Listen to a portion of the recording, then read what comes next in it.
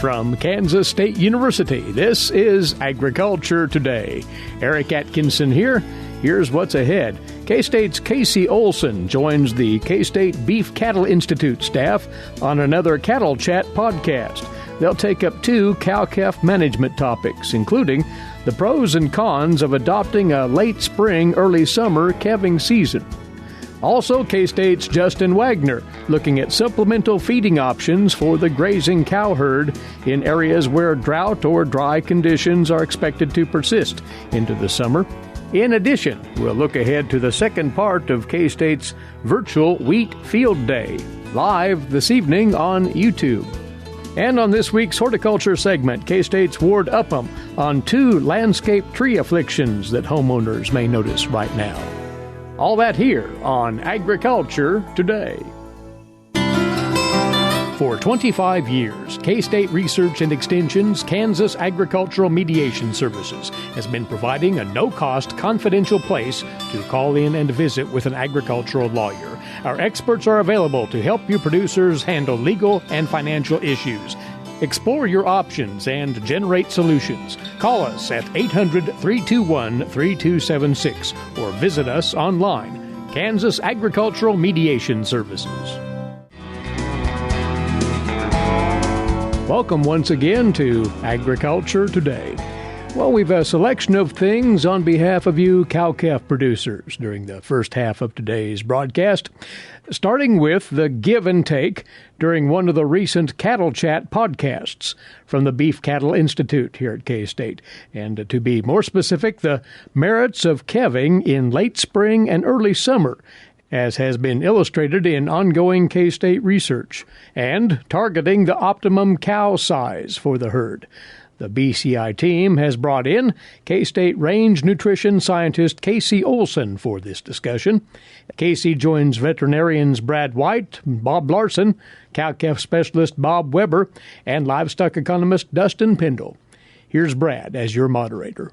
We've talked a little bit about calving time, and last time we talked about it, Larson and Weber, you guys debated back and forth on what's the best time of year to calve, and there's lots of things that go into that decision. KC, what about your operation? When do you guys calve? Right now we're calving in May and the first half of June. We've sort of migrated there over the last several years from an April 1 to a mid-May calving season. So the later that our cows calve, the better we like it. The easier they are to manage in terms of body condition. And part of that's because you've got a warm season grass base, right?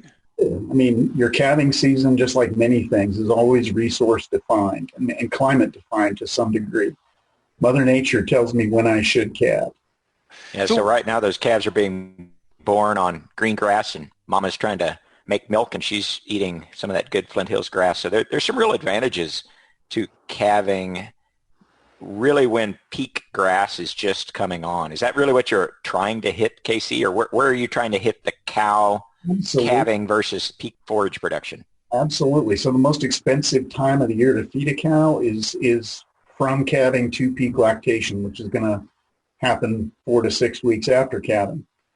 So I would much rather have that major resource debit, that nutritional debt, be serviced by grazable forage. And this is the only time of the year when I can take that big nutritional debt and I can cover it completely with a renewable resource. One that, don't get me wrong, it still costs money, okay, but it's much less money than the equivalent harvested feed that I would have to be giving a cow in January or February. All right, so I've known Dr. Olson for a very long time, so I can pick on him a little bit and say, well, what about my concern that my neighbor here is trying to get corn in the ground and things like that? Can we? Is it a good idea to tell him to go ahead and calve now to optimize his cow operation at the same time he's trying to optimize the cropping side of his business? It's his busiest time of the year. Well, if you're one of those guys that can't stand not to be looking at cows every minute during calving season, then this is what we're talking about is definitely not for you if you're also doing some farming. But the fact is with modern calving ease genetics, both on the sire side and on the dam side, we just don't have to worry about dystocia, calving difficulty, the way that we did 30 or 40 years ago. So right now, obviously, I'm probably at the peak of activity in terms of calving in our operation at KSU. And I'm sitting at home talking to you guys on a Zoomcast. Yeah, and that, I think, is an amazing transformation of genetics across really lots of different breed groups over the last 2 or 3 decades. Is that change in dystocia rate, coupled with I think calf survivability and calving performance of cows during warmer weather. I think, Olson, you used the term seasonally appropriate calving in a talk a while back that really resonated with me. Of lack of hypothermia in calves really promotes calf survival. So I think that's an important consideration here. So coupled with, even if there is just a little bit of dystocia, the impact on that calf in terms of survivability is probably muted a bit compared to a dystocia event in January when it's 5 below. One other question I'd have for Dr. Olson. So if you're calving starting kind of the 1st of May, you're talking about turning bulls out in July and August. What about the breed up? Is there a problem with the higher temperatures associated with summer breeding? How do you manage that, or do you worry about that? Okay, we get asked about that a lot. So we've been at this since 2006. Sort of experimenting with the phrase that Weber used, seasonally appropriate calving. If anything, our breed up is better than it was when we were calving in February and March. And it's really simple to point to the reason why. When most of the cow's nutritional debt can be serviced by green growing forage, we don't worry about body condition score. Okay, it just doesn't fluctuate to the degree that it used to under the old sort of winter calving scenario. And when body condition is typically better, you would expect reproductive performance to be better. That has been the case, and the heat really doesn't enter into it. So we use time day eye every year, for example. We're not that great at it, but we can get 55 or 60% of our cows to settle to time day eye with a pretty rude set of resources. Our bulls obviously don't have to work as hard when we're incorporating time day eye, but the fact is we own half as many as we should statistically based on the number of cows that we have. Tell you what, if you want to save some money, own fewer bulls. I'm not just talking about the purchase price of the bulls. I'm talking about the stuff that bulls tear up. KC, just to follow up on that, when you push your calving date back, how does that impact the marketing of those calves? Because you're going to be marketing those calves. They're going to be, since they're born later, they're going to be smaller when you market those calves. Okay, well, Dustin, this story's got a lot of moving parts, and I haven't divulged all of it. But along with trying to figure out when we should calve, we also try to figure out when we should wean. In over 2 years, we wean calves literally, small groups of calves, every 2 weeks during the summer. And every time we weaned a small group of calves, we would take the body weight of all the calves and the body condition of all the cows. Okay, what we found is that our cows could hold their condition very well until late September on Flint Hills grass. And after that, they would lose one body condition score every 2 months. Okay, the longer that we push lactation in the fall. So, we're not only dealing with a calf that's born later, we're dealing with a calf that's weaned earlier. And to your point, yeah, they're going to be 120 to 150 days old when we wean them. They're going to be small. And if I chose to sell them at the point of weaning in late September, I've got a seasonal price slide working in my advantage. Okay, but I don't want to do that. Okay, I put a lot of blood, sweat, and tears into making the genetic product that I produce. A lot of blood, sweat, and tears into building immunity in that calf and preparing him or her to be an attractive marketing option. I'm not going to turn loose of that sucker while there's still value to harvest. So I don't care how big or how small he or she is when I wean him. I'm going to own him at least through yearling age, if not through finishing.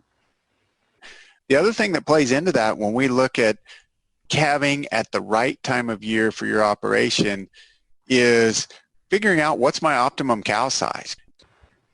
One good way for a cow-calf producer to gauge their economic success is how much beef do I produce per acre.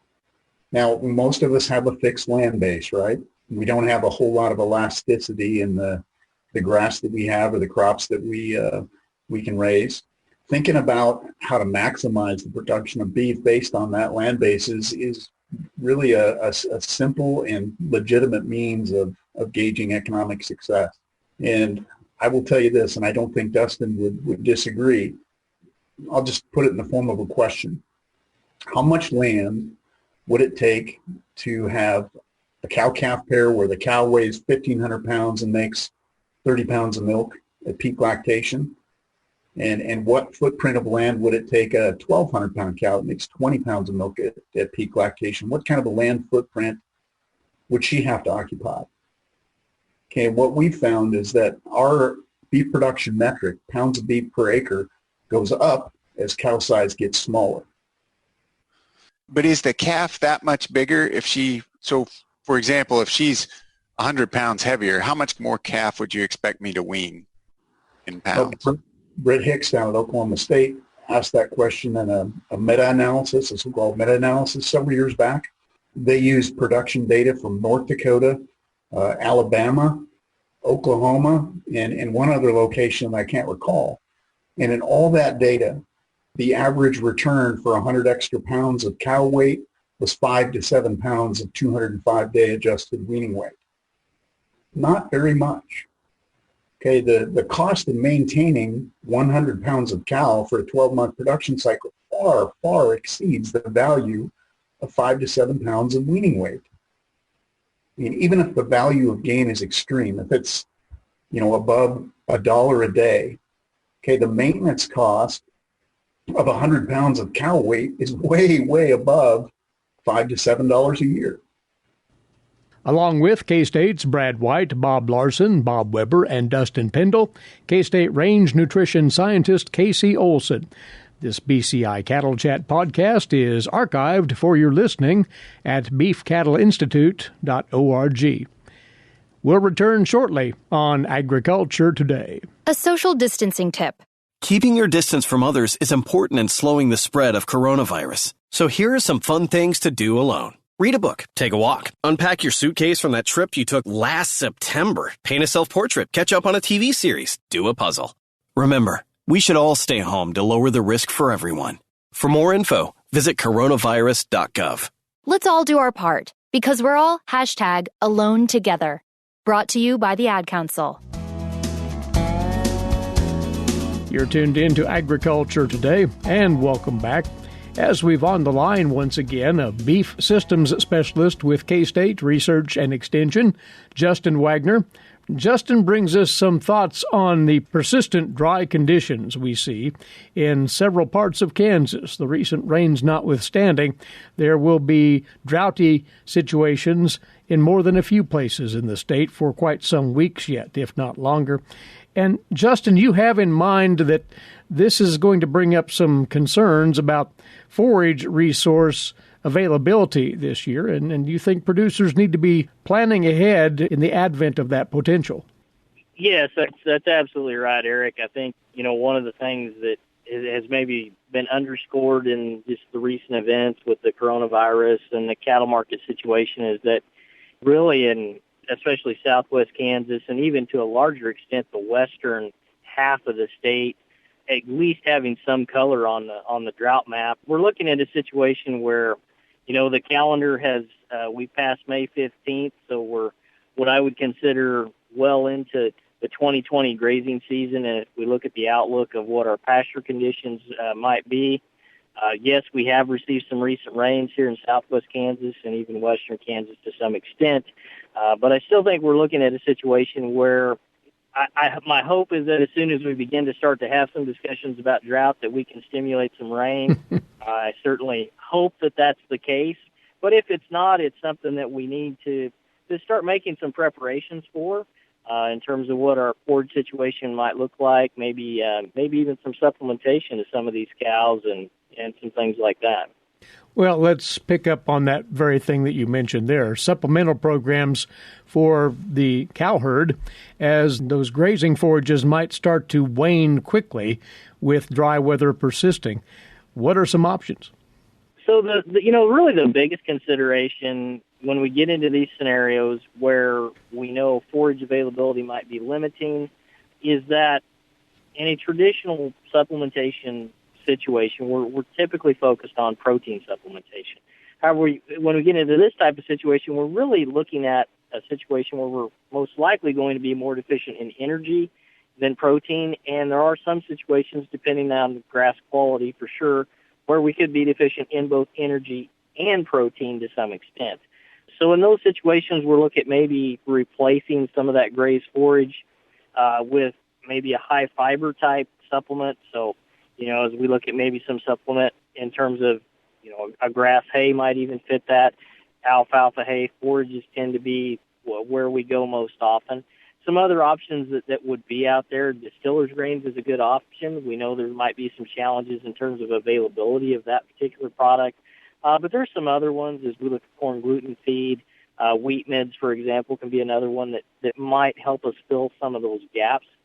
What I really think is critical right now where, we do have some grass. We did see to some extent some green up. We have received some rainfall. To me, it's a situation where we need to very closely monitor cow body condition, evaluate where those cows are at. We don't want to get behind on those cows, for sure, especially coming into the fall in a situation where we might be in a very dry situation. As always, though, one is conducting a balancing act here, making sure that the cow's nutritional plane is where it needs to be and assuring that through a supplement, but economizing on that supplement presentation at the same time. So one has to walk that fine line, Justin. Yes, and there's also some other strategies. We talked about supplementation first. We've also, might be able to reduce our stocking rate and stocking densities, try to spread those cattle out over maybe a few more acres if it is dry, in the hopes of stretching that available forage resources maybe a little further. The other, maybe more forward thinking to begin to think about is, well, what does our fall weaning situation look like?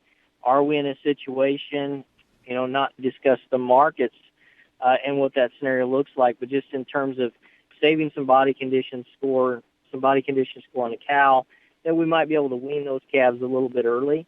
A lot of times in a dry situation, we'll be looking at weaning calves in mid-August as opposed to the more traditional times of late September and into early October. There's one option that's occasionally talked of, depending on the year, and as we approach wheat harvest time, this comes to the fore, and that is using wheat straw as a forage resource, and that by ammoniating that wheat straw. That might be appropriate this year as well? Eric, I think that's something to think about, especially given the situation that we're in. Well, if we have the ability to harvest some wheat straw, and then through the ammoniation process, we can discuss the different rates there and some of the work that we've done at K-State with using a lower rate of anhydrous to really produce what I would consider fairly acceptable results in terms of the response to ammoniation. But that is a technique that's been used, well documented in terms of improving the digestibility of that forage, which then in turn improves intake. And so I think especially, wheat harvest is not all that far off. It might be something that if we get the opportunity to harvest some straw, we certainly might want to keep that as an option for us. But you say that recent research out of K-State has refined this idea, looking at lower rates of anhydrous injected into that straw? That's correct. The traditional application was a 3% on a weight basis. We did some work a few years ago, actually back in the time period of 10, 11, 12, so the last drought situation we were in, where we actually looked at a half rate of anhydrous ammonia application, so a 1.5% application of the anhydrous. And we saw approximately 60% of the response that we would see with that traditional rate. And so if we looked at that on a cost-return basis, that's a pretty favorable response where you've got half the cost and about 60 to 70% of the same response. So it's a much lower rate of anhydrous. As we all know, anhydrous prices change. When we did that research, anhydrous prices were fairly high. Those are a little bit lower in today's marketplace. So But, nonetheless, it's still an option that's out there, and a cost reduction is a cost reduction. But then again, one has to be familiar with the process, too, of, to put it this way, cooking those straw bales with ammonia, and it does take some labor, takes some extra material. So all of that has to be thought through before one goes this direction. Justin? Yeah, absolutely. It's a process, and we can have good results with it. If a producer is interested in doing that, we've got some YouTube videos that are up on our ksubeef.org website. That folks can look and kind of see the process and some of the techniques that are involved in doing that. And it's not a difficult process by any means, but it is something that does require some preparation and putting some plans in place to be prepared to do it. If you're not acquainted with this procedure, again, applying ammonia to wheat straw to improve its feed value, you can go check out those videos on how to accomplish that at ksubeef.org. And this would be an appropriate time, Justin, to mention to producers listening out there that you and your associates in the Animal Sciences and Industry Department will be hosting another informative webinar on some of the things we've been discussing here and more a week from today. Fill us in on that. Well, I would encourage everyone to take part in a webinar that we're going to be hosting on June 4th. We're going to have a weather outlook from Mary Knapp, our climatologist at K-State, kind of going over both kind of the local situation as well as some of the natural picture. The other thing that we've had lots of discussions about in our group at the K-State Beef Extension team is we know that we've got a lot of heavier cattle on feed, and as we come into the summer months, heat stress can be very real, and its impacts are often felt the hardest on those larger weight cattle that have been on feed the longest. And so Dr. A.J. Tarpoff, our extension beef cattle veterinarian, is going to cover some management tips in terms of heat stress, as well as some of the cattle comfort tools that we've got available to producers at K-State and how to use those. As we begin to look forward, and I think, it's a part of this drought conversation as well as the current market situation is, if we are going to look at early weaning a set of calves, what does that market look like in the fall? So Dr. Dale Blasi is going to run several scenarios with the beef basis tools that are out there and look at what those marketing options really might be in terms of as we look at weaning this 2020 spring calf crop later this fall. It's taking place a week from today, Thursday, June the 4th, and they can find out more about this webinar and how to take part in it, Justin, by checking out that same website, ksubeef.org. Yes, registration is required to sign up. If you'll put in a little bit of information there, you'll get an email link that will allow you to come in and access the webinar. We'll go live at noon on June 4th, and then just like the last one, we'll record those and then push those out the different media streams, both YouTube as well as Facebook Lives. Very well, and bring your questions as you participate in this webinar. That'll be midday, Thursday, June the 4th, and ksubeef.org for the registration details. Always a pleasure to visit, Justin, and good points you've brought up here. Many thanks. We'll touch base again soon. Thanks, Eric. Justin Waggoner with us, a beef systems specialist with K-State Research and Extension. We'll return after this break. You're listening to Agriculture Today. Did you know every Kansas farmer feeds 128 plus people?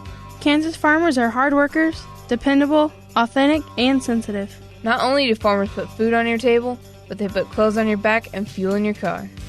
For more information about Kansas farmers, visit K-State Research and Extension online or stop by your local Extension office. This message has been brought to you by the K-State Animal Sciences Leadership Academy participants. You're tuned to Agriculture Today, and welcome back. Well, last evening, the Department of Agronomy here at K-State hosted the first part of its virtual 2020 Wheat Field Day in the form of a live YouTube broadcast. This was the first go at this kind of approach. It was, of course, inspired by the fact that the pandemic protocols snuffed out the traditional in-person K-State Wheat Field Days and tours this year. So that gave rise to this virtual approach, which was quite successful. The second session of the virtual field day is tonight, and in a few moments we'll tell you about that program. But briefly looking back on last night's session, K-State's Eric D. Wolf and Kelsey Anderson discussed the current disease situation in Kansas wheat. K-State's Lucas Haig shared data on wheat variety performance and promising new variety lines specifically for western Kansas. Leading off the program was K-State wheat production specialist Romulo Lollato on what he sees as the cornerstones of informed wheat variety selection. Here's a brief excerpt of what Romulo had to say. Whenever we discuss wheat variety selection in the aspect of regional adaptability, and I like to call this the bird's eye view, right? It's where breeders had the regional of adaptation of each one of those individual varieties.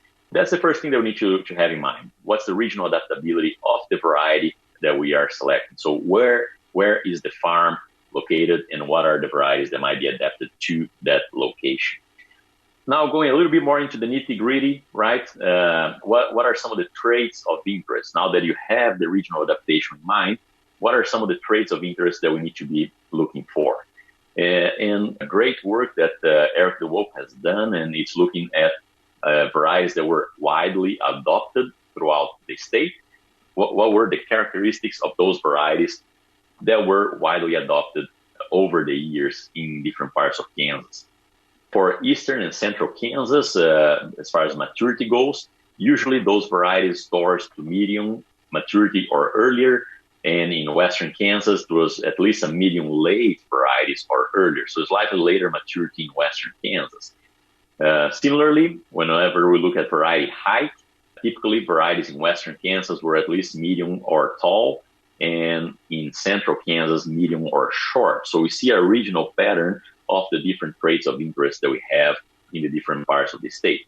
Drought tolerance, important in both of the regions, of course, more important in western Kansas, and acid soil tolerance, more important in eastern and central Kansas. So this, again, is looking at varieties that were adopted in farmers' field, right? So varieties that had a large area of adoption through the state. Another way that we could look at this is looking at varieties that were successful in variety trials. So here we actually had the student go back 19 years of data for Kansas, Oklahoma, and Colorado. And because we had such a long historical period, we did not care about the variety name anymore. Instead, we were looking at the variety traits and seeing how those traits were related to yield. And so all of this data, we're actually working with close to 100,000 yield observations, different variety trials across all of these states. What we were evaluating there is for each one of these regions, if we look what were the management practices that were more important in each one of the regions, and how does that affect our variety performance as well. So, of course, whenever we look at western Kansas, the biggest, western Kansas and Colorado, right, the biggest management factor there was irrigation. So in irrigated trials, traits of interest, so traits that were consistent in varieties that were yielding consistently more than other varieties. In irrigated trials, frost tolerance was very important. Coleoptile length was important, straw strength was important, and winter hardiness as well. Now for dryland trials, drought tolerance was the number one trait of importance associated with yield in the western part of the state. Coleoptile length as well, date of first hollow stem, and stripe rust resistance. So those were the trials that, depending on your management, whether irrigated or dryland, were more important and more associated with yield. Now, in central Kansas and north central Oklahoma, fungicide was the management practice that was the most important management practice in the region. So we look at variety traits with and without fungicide. So if fungicide was sprayed, medium to late heading was associated with higher yields. Drought tolerance was very important, acid soil tolerance, and a medium to short height. Now, in trials that did not get fungicide on this last 19 years that we were doing this study, stripe and leaf rust were extremely important, so tolerance to both of those diseases, fall grazing potential, an earlier heading date, and a drought tolerance. So very interesting to notice here that With fungicide, we're able to use a medium to late heading maturity. With fungicide, without fungicide, we needed an earlier heading date. So perhaps we're not only escaping the heat here, but we're also escaping some of the diseases. K-State's Romulo Lollato there. Now, to note, last evening's entire YouTube session was recorded. You can go to the YouTube site and search for K-State Wheat Field Day and watch it at your convenience. Again, the event continues this evening, starting at 7 o'clock. The presenters in the lineup tonight, K-State wheat breeders Alan Fritz and Garong Zhang. They'll report on the latest variety advances for central and western Kansas, respectively. Also, K-State agronomist Stu Duncan with more information on variety selection expressly for central Kansas. And the Vice President for Research with the Kansas Wheat Commission, Aaron Harries, will be on board to offer an update on Commission-sponsored wheat research at K-State. And once more, all will be ready to answer viewer questions. So, we'd enjoy having you along with us. Stage 2 of K-State's virtual Wheat Field Day live on YouTube tonight at 7 o'clock. You can find the links to the broadcast several ways. There is a Field Day flyer with the links posted at the Agronomy e-Update newsletter site. Go to agronomy.ksu.edu and click on that e-Update tab there on the upper right-hand side of that page. Agronomy.ksu.edu. Also, the links found on social media, either Facebook or Twitter, at KSU Wheat. Or you can email Romulo at Lollato at ksu.edu, Lollato at ksu.edu. Please be along with us tonight at 7 for the concluding part of K-State's 2020 virtual Wheat Field Day. We'll return shortly. This is Agriculture Today. Social distancing slows the spread of coronavirus, so if you have a fever, dry cough, and shortness of breath, call your healthcare provider before going in. More info at coronavirus.gov. Let's all do our part, because we're all #AloneTogether. Brought to you by the Ad Council. Welcome back to Agriculture Today and our weekly horticulture segment for you now, where we venture into landscape tree health. And along with us once again, horticulturist Ward Upham of K-State Research and Extension. So we've several things we'd like to cover in our time today, Ward, but we'll begin with this one. For those who have sycamore trees in their landscapes, and this is a highly popular tree, there is a disease concern out there that you bring to folks' attention. What's up? Yes, it's a leaf disease known as anthracnose. And this is one of those diseases that looks a whole lot worse than it actually is. And so what you usually see is leaves that turn black or brown if they're young leaves. And if they're a little bit older leaves, you may see a brown area right next to the veins. It's encouraged by cool, wet weather, which we've been having. So when you see those leaves, it can be quite severe in the sense that you can completely defoliate a tree. In other words, you can lose every leaf on that tree. So it's dramatic. It's dramatic in its visual impact, but its long-term consequences are much less so, you say. Yeah, they're minor. They are really minor. As long as that tree is healthy, that tree is going to put out new leaves, even if it loses every leaf on the tree. So wait 3 weeks before you decide to do anything. And what will probably happen is put out a whole new set of leaves, and you're going to be fine. Don't spray.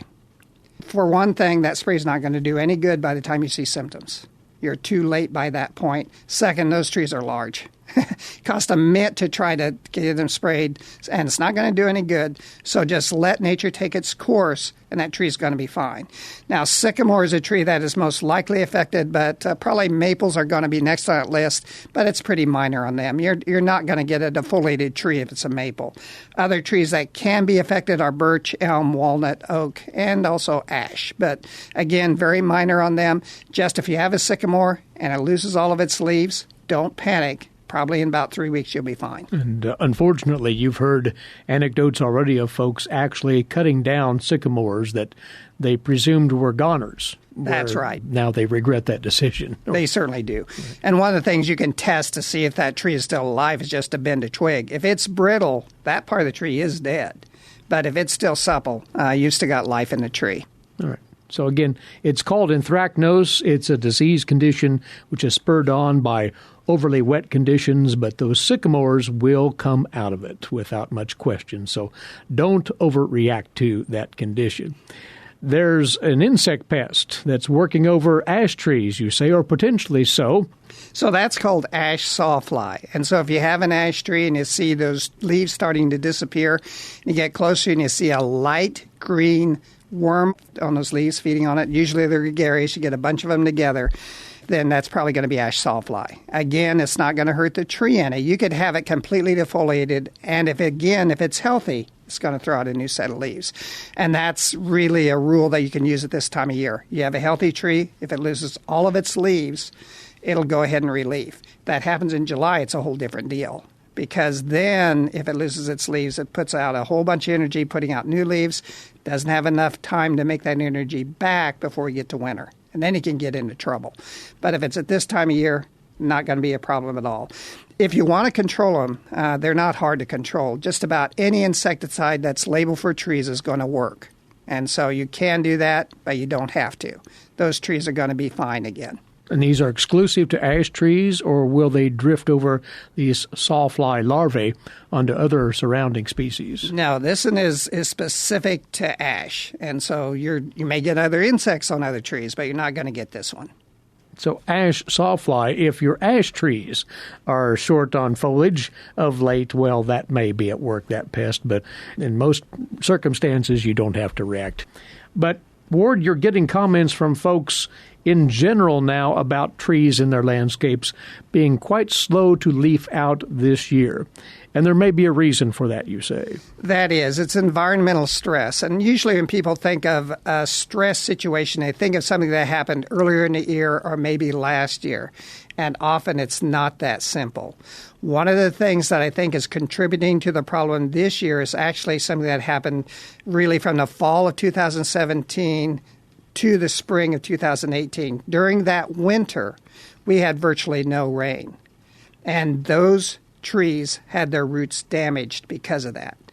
And therefore, they're under a lot of stress. And usually with trees and other plants, if you get a plant that's under a lot of stress, they'll set a lot of fruit buds in order to save the species. Even if that parent plant dies, they have enough seed to continue the species.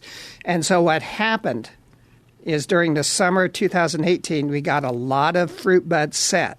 Now, those fruit buds don't mature that year. They mature the next year. So that was 2018. They set a lot of fruit buds. 2019, you got a lot of flowering and a lot of fruit. Okay?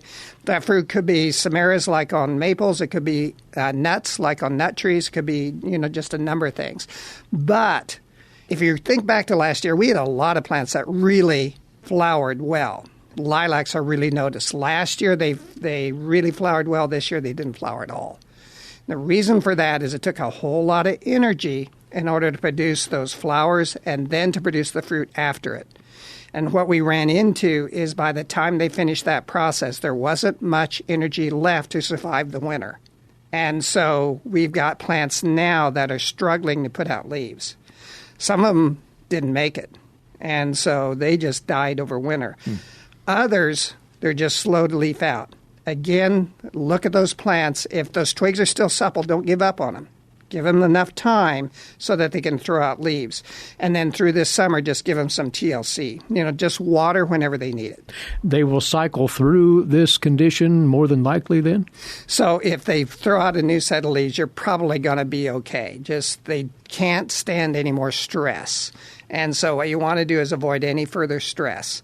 And so just give them that watering as they needed, and they'll have enough time this year to build up their reserves. Some might be tempted, Ward, to throw a little fertilizer at these trees or shrubs. Good idea or no? It's okay if you don't go overboard. If you put on too much fertilizer, you can burn those roots. And if you burn the roots, you've just damaged the tree again. And so just follow label directions on that bag, and as long as you do that, you'll be fine. A lot of trees, they get enough nitrogen anyway, but it's not going to hurt anything as long as you follow those labels. But that's an explanation for why your landscape trees, shrubs perhaps as well, have been a bit tardy on their leafing this year. It's about stress and particularly providing waterings to alleviate that stress. Ward, as always, many thanks. We'll talk again soon. You bet. That from Ward Upham, horticulturist, K-State Research and Extension, on this week's horticulture segment. And our time's away once more. Again, thanks for tuning in. Eric Atkinson for Agriculture Today over the K-State Radio Network.